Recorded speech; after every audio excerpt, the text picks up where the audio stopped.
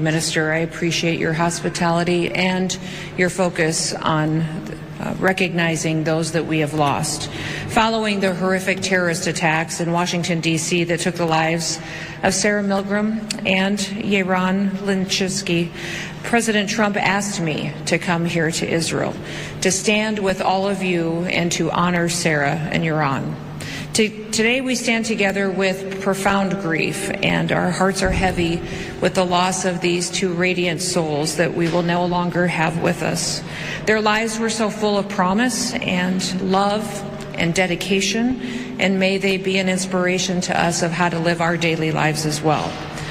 They were people who recognized they were created to serve others, and they did that in a way to take straight on the face of other people that seek to divide us and that hate us. Yet in this moment of sorrow, we also ask that you would gather with us to honor their light and the unbreakable spirit of the Israeli and the American people. Yaron was known for his infectious smile and his unwavering commitment to peace and the vision of the Abraham Accords.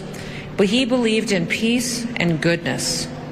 Friends and family shared of Sarah that she glowed with warmth and compassion, dedicating her life to fostering peace and understanding.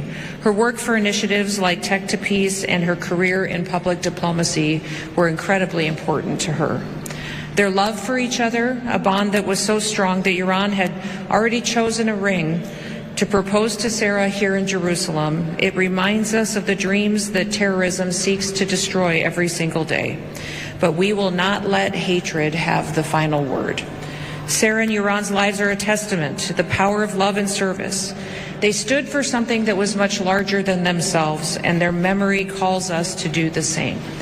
They have lived a life of significance that has forever changed us. Together they embody the very best of Israel, courageous, hopeful, and dedicated to peace. Now, yesterday at the Western Wall, I prayed Jeremiah 31. And Jeremiah 31 says, "Thus saith the Lord, a voice is heard in Ramah, lamentation and bitter weeping. Rachel is weeping for her children. She refuses to be comforted for her children because they are no more. Thus says the Lord to us, keep your voice from weeping and your eyes from tears, for there is reward in your work, declares the Lord, and they shall come back from the land of the enemy. There is hope for your future, declares the Lord, and your children shall come back to their own country." I ask that God may bless Israel and that God may continue to bless their families, wrap his arms of comfort around them during this time. President Trump extends his greetings and his grief to all of you, and he stands with you as we fight this hatred in the world and know that Yaron and Sarah's lives will be of significance and will matter and will bring a unity among us that will help us defeat our enemies. May God bless Israel, and may God continue to bless the great United States of America. Thank you, Minister.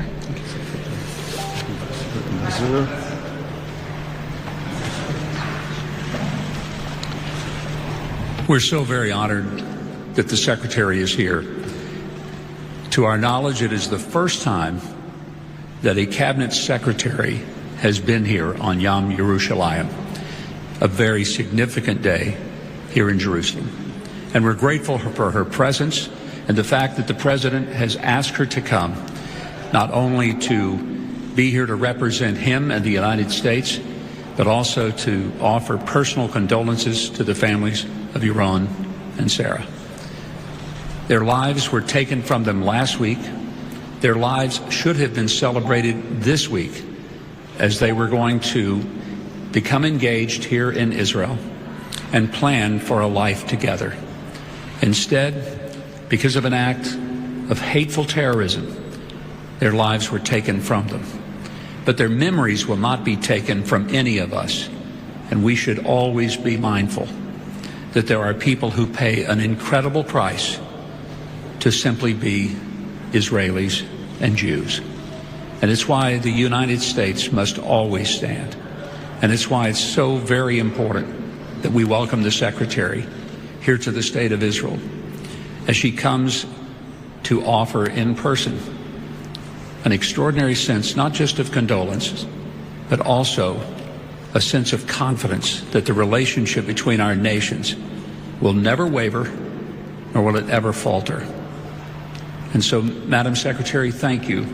Thank you for being here in person, for identifying the United States.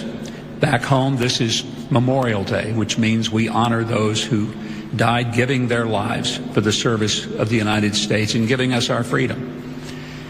We come on this day to recognize that every day someone in the service of Israel falls in the battle to keep your nation free. We will not forget that.